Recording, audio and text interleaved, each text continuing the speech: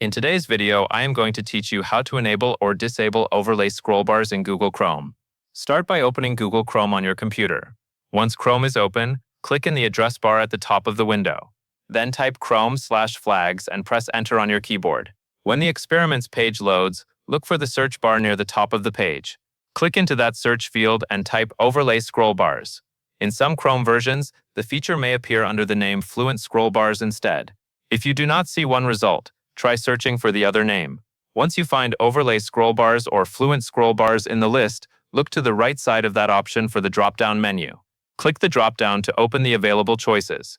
If you want to turn the feature on, select Enabled.